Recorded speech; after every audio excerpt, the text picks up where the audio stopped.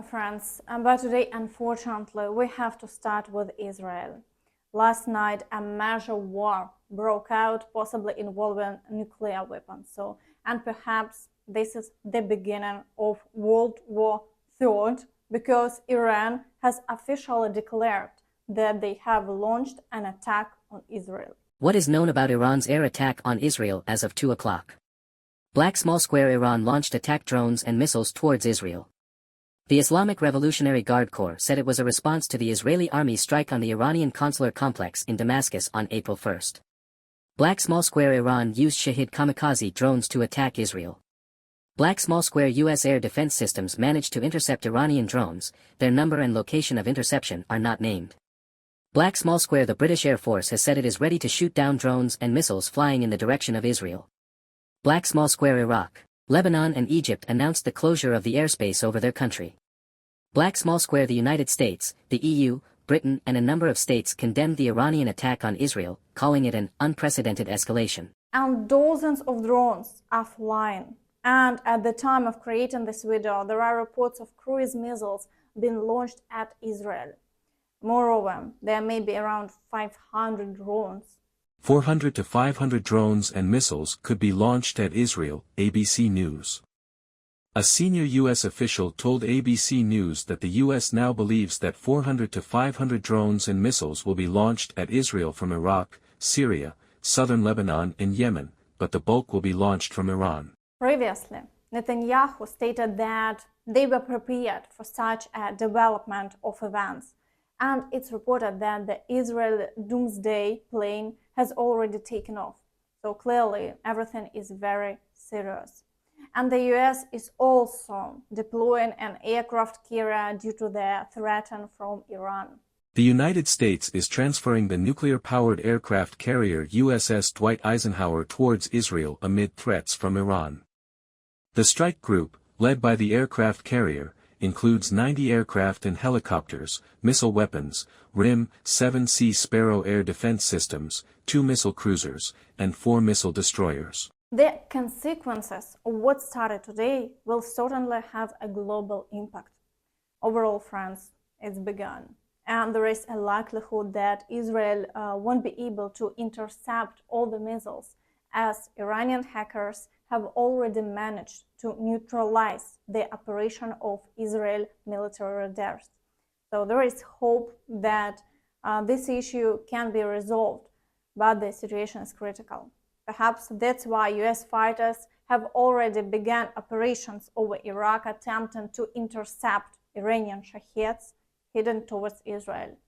And overnight, the first official statements from the Israel side have emerged. Iran has launched a direct attack from Iranian soil towards the state of Israel. We are closely monitoring Iranian killer drones that are en route to Israel sent by Iran. This is a severe and dangerous escalation. Our defensive and offensive capabilities are at the highest level of readiness, ahead of this large-scale attack from Iran. As evident, the conflict with Gaza has escalated into a more global one. Unfortunately, this could significantly impact support for Ukraine, and the US has already stated that Israel needs assistance from the US. And to have the US weigh in. Why? Because Israel is dependent on US military backing. And this could escalate and draw the United States in, and the Biden administration is concerned about not getting pulled into this conflict in a direct way. Overall, we are waiting to see how events unfold. Meanwhile, let's turn to the situation along the front line in Ukraine, starting with the Kupiansk direction, where the Russians, as before, are not conducting offensive actions and are only registering shelling incidents. Similarly, in the Svatove area, there is minimal activity and no attacks are being carried out. In the Kreminna direction, we are seeing a very interesting situation. Yesterday, there was significant activity on 5 fronts as they attempted to storm Ukrainian positions. It seems they pushed hard enough that today all attacks have ceased and only shelling is occurring. However, there have been no changes along the entire front line, and the Russians haven't achieved any success. Overall, the Ukrainian armed forces were able to hold their defense, prompting the occupiers to regroup. Meanwhile, in the Siversk direction, fighting continues. So the occupiers are still storming Bilohorivka, Verkhnyokamensky, Spirne, and Rozdolivka. However, it's evident that despite several days of intense attacks, the Russians haven't achieved success, and the front line remains unchanged. In the Bakhmut direction, unfortunately, there is very bad news. So the occupiers are advancing closer to the center of Chasiv Yar. This might sound like fake news, but sadly it's confirmed by the General Staff. And in yesterday's evening report, there was also news that the Ukrainian forces are engaging in attacks in the area of the Novy micro-district, which appears to be beyond the water obstacles. This indicates that the occupiers are advancing in this direction unlimited. So intense battles are also ongoing for Ivanyivka and Avdiivka, and the General Staff reported fighting in the village of Opytne, suggesting that the Ukrainian armed forces are likely attempting counterattacks. So in the Siversk and Bakhmut directions, the Russians conducted about 28 attacks in the past day, and the fighting continues. So in the Ivanyivka direction, the Russians have begun using incendiary ammunition, as previously observed during the capture of Bakhmut. In the Avdiivka direction, or now officially referred to as Pokrovsk, battles are underway in the areas of Novokalinovo, Novobakhmutivka, Berdychi, Netailove, and fights are again reported in the area of Nevelske. Attacks are coming from 5 directions, and shelling continues in Umanske and Ocheretine.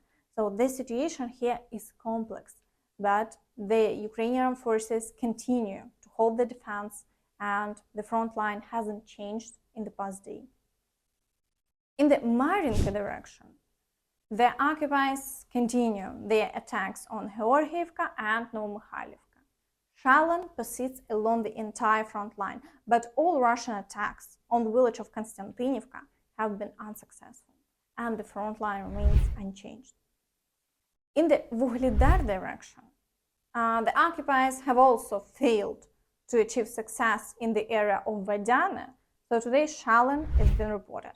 However, there has been an increase in the number of attacks and shelling in the areas of Starmayorske and Urozhaine. So the occupiers are attempting to regain control of these villages at any cost.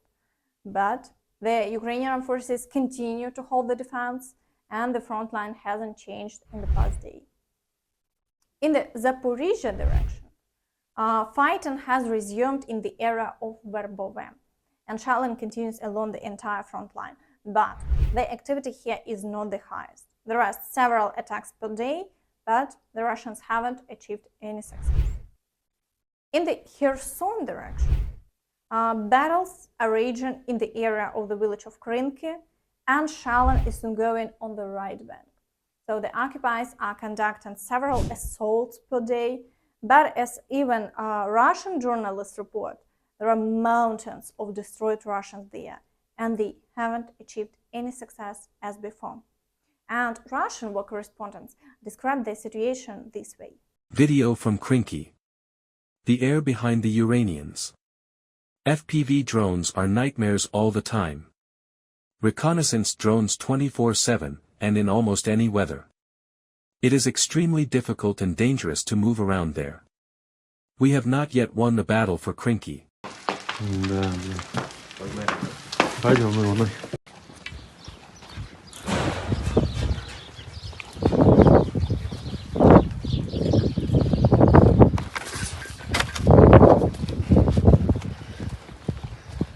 Давай отсюда бегом. Пошли, пошли, пошли. Ускоряйся. Давай, делай.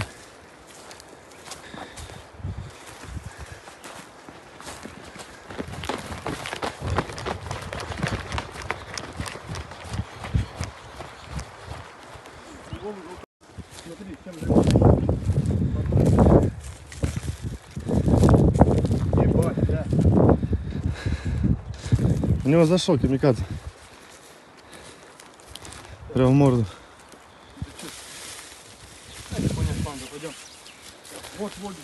Ну, снаряги это. Чьё-то. Тем более вон гранаты, блядь, лежат.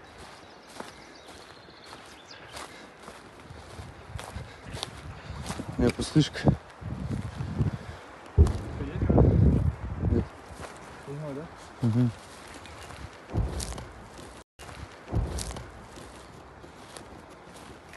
Я не пойму, я никого не вижу здесь. Давай его заберем.